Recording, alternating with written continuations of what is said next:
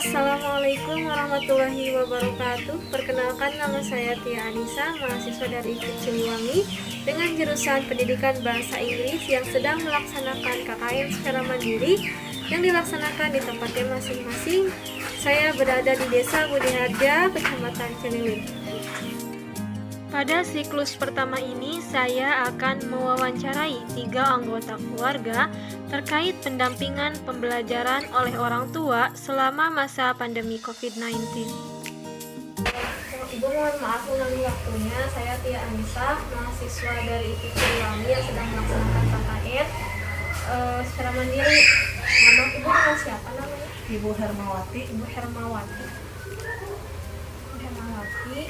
Langsung saja ke pertanyaannya ya Bu. Ya. Adik Ibu kelas berapa ya? Kelas 3 SMP, kelas 9. Kan itu ada pembelajaran online ya Bu ya? Ya. Apakah Ibu setuju dengan adanya pembelajaran online dengan situasi seperti ini? Sebenarnya sih tidak setuju karena pelajaran yang diambil dari itu tuh tidak akurat gitu Neng, jadi tidak tidak komplit lah, tidak gampang tidak mengerti anaknya kan gitu kalau beda sama tatap muka gitu. Iya, bergantung pada buku. Gitu. Di dalam sistem pembelajarannya itu terdapat kendala nggak Bu, kesulitan atau apa gitu? Kendalanya ya itu aja, kuota Ya. Kuota kan seminggu kalau 1 giga itu 2 hari. 1 giga 2 hari. 2 giga 3 giga ya ada ya, 3 giga atau 2 hari. Masih uang. Apakah Ibu selalu mendampingi anaknya di setiap pembelajaran? Kalau anaknya sulit untuk mengerjakan tugas, ibu bisa langsung mendampingi anaknya, bisa gitu. Nah kan ketika Ibu mendampingi anaknya, terkadang anaknya terdapat kesulitan saat mengerjakan. Cara menghadapinya kayak gimana Ibu? Ya kalau dia sudah nggak bisa ngerjain sendiri, kalau saya bantu gitu biar kalau nggak gitu lihat di Google aja. Ada soalnya gampang yang nggak ngerti gitu, dan nggak ada soal pembelajaran tatap mukanya. Kan Ibu kan sebagai ibu rumah tangga juga ya, pasti sibuk dengan kerjaannya. Nah, bagaimana cara membaginya Bu antara pekerjaan rumah sama anak? Ya kalau ini mah ada anak-anak suka sendiri, belajar sendiri, online sendiri gitu. Kalau ada yang nggak bisa baru dia ke ibu gitu, bilang ya gitu aja lah, nggak ada hambatan dalam ngajain rumah tangga ibu, nggak ada. Nah, kadang kan anak itu kalau di rumah susah untuk diatur, dan cara menghadapi anak yang terkadang malas bagaimana Bu? Ya selalu dikasih nasihat tiap hari aja, soalnya itu kalau tidak ngerjain kan tugas mah harus terus masuk ke sekolah. Kalau nggak ada masukan ke sekolah kan nanti gimana? Itu mah mau tidak mau harus sekolah, maka terus jadi nasihati sama saya gitu, sama ibu. Nama-nama organ itu di sini ada 9. Yang pertama penis.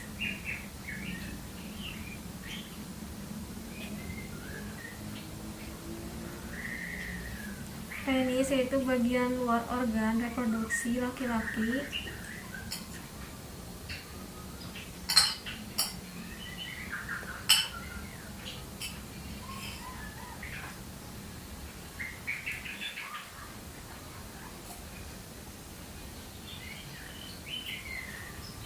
Yang berfungsi sebagai saluran kencing dan saluran sperma.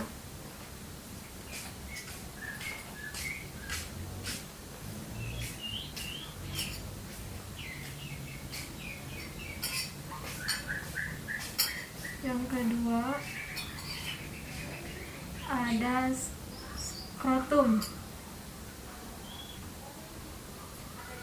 bagian seperti kantong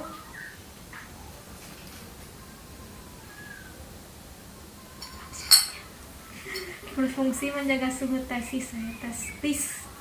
Berfungsi menjaga suhu testis.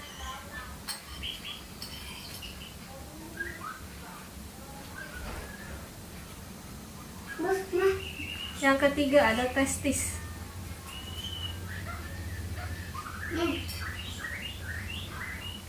Berfungsi untuk memproduksi sperma.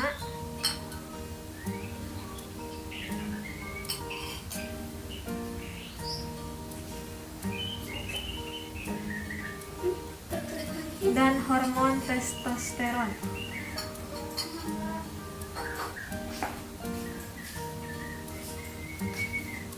Yang ketiga ada epididymis.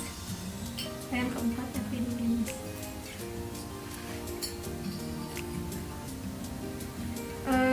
Berfungsi sebagai tempat penyimpanan sperma sementara. Yang kelima ada vas deferens.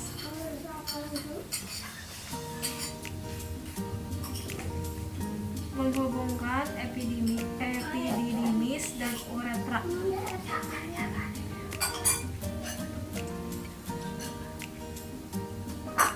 Yang keenam ada uretra. Saluran keluarnya sperma dan urin. Yang kedelapan kelenjar prostat. Cairan bersifat asam.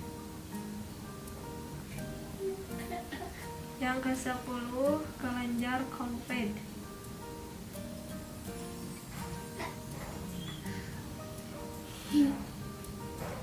Menghasilkan lendir dan cairan bersifat basah.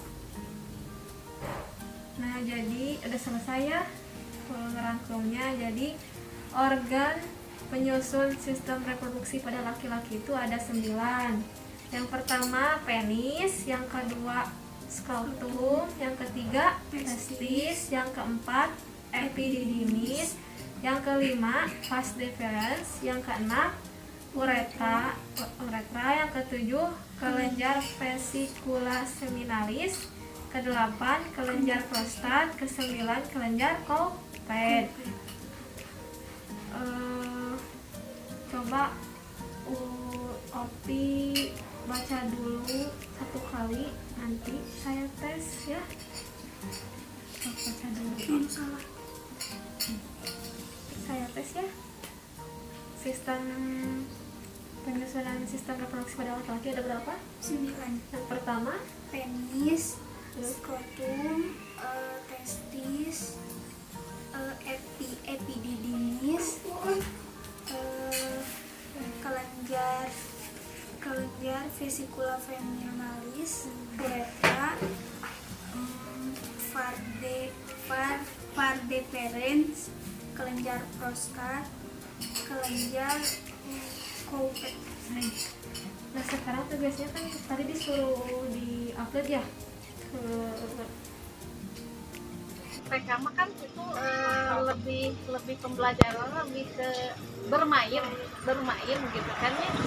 Ya kan kurang efektif kalau untuk tingkat TK gitu kan. Kalau untuk SMP SMA mah itu udah ada RPP-nya kayak gitu ya, pembelajaran mana gitu kan, aturannya gitu kan, materinya gitu. Bisa apa materinya udah ada kan, emang TK juga udah ada, tapi untuk TK kan lebih condong ke untuk bermain kan, karena TK itu harus ceria intinya gitu. Ibu anak udah berapa?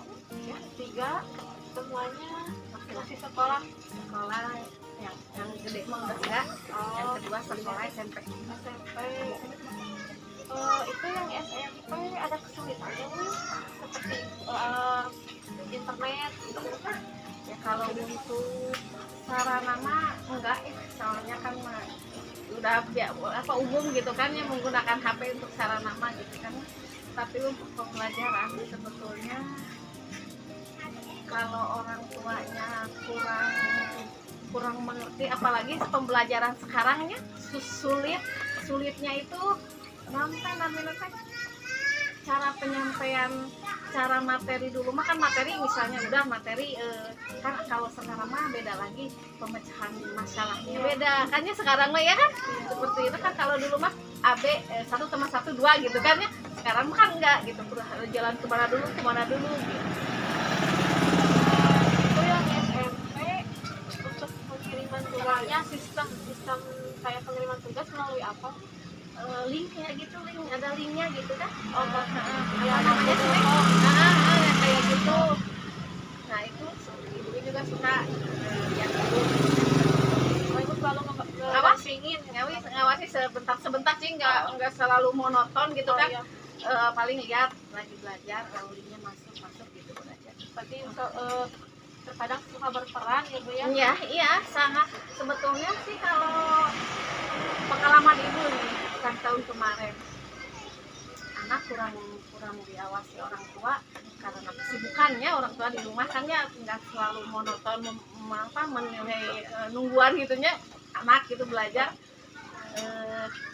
tugasnya pas akhir semester dipanggil ke sekolah tugas ini belum semua ada kebijakan dari sekolah tugas harus satu hari selesai jadi kita lebih mengawasi gitu mana tugas mana udah selesai mana pelajaran hari ini cuma 2 pelajaran gitu misalkan udah tetap buka kan Kan sikap anak pasti akan ada perbedaannya belajar di sekolah sama di rumah. Nah itu ada perubahan nggak Bu? ada sih ya ada bedanya gitu antara tatap muka sama online gitu ya anak gitu kan otomatis kan kalau guru gitu kan namun kalau masuk kelas setidaknya ada apa nilai sikapnya nah itu ya nilai sikap jadi itu kan guru itu harus memberikan pengertian tentang sikap perilaku ya budi pekerti nukalar itu nyenengnya nah kan ini kan sedangkan orang tua nah katanya sih emang tanggung jawab orang tua kan orang tua nu kerja mah kan terbatas jadi paling setiap hari itu kadang ada kadang enggak karena kalau ada di sekolah tiap guru pasti memberikan pembelajaran tentang sikap kan Iya. Kalau sehari misalnya 4 guru yang ngasih penerangan tentang sikap gitu pasti ada perbedaannya pasti ada gitu. Misalkan Ibu ya anaknya kurang mengerti kan pembelajaran online pasti agak sulit ya gurunya untuk menjelaskan. Nah untuk mengerjakan tugas-tugas dari guru tersebut jika ada kesulitan bagaimana Bu mengatasinya? Kalau ibu mah kalau nggak menggunakan buku paket dari internet juga ya Bu gitu ya cari gampang lah udah soalnya terbatas ya orang tua mah kan lagian kan zaman sekarang mah kadang orang tua tuh kadang ngerti kan karena internet kadang enggaknya Jadi pertanyaan pertama, apakah Ibu setuju dengan adanya pembelajaran online? Kalau jujur ya, nggak setuju. Tapi kan kita harus nurut sama pemerintah ya. Iya. Nggak setujunya kenapa? Menerangkan ke anak sendiri mah susah. Jadi gimana ya? Beda menerangkan orang tua sama menerangkan guru. Guru mah kayak cepet dimengerti sama anak. Tapi orang tua menerangkan, apalagi menerangkan matematik susah untuk dicerna sama anaknya. Internet enggak ada kendala, cuman kendalanya itu aja menerangkan ke anak enggak gitu. Apalagi itu matematik paling taluk paling taluk matematik susah neranginnya matematik. Terus ini Bu, kan di sekolah sama rumah beda. Oh iya, bahasa terus apa sih waktu belajar ya kan, bangun tidur jadi agak siang. Sekarang mah udah bangun tidur ada siang, ngerjain PR, ada yang nyamper main, PR belum beres udah main gitu. Karena di sekolah mah jam 1 pulang, pelajaran beres baru bisa main. Sekarang mah jam 10 udah main.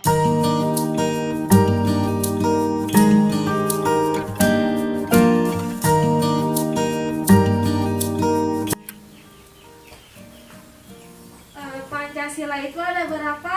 Ada 5. Yang ke-1, ketuhanan yang Maha dari sini.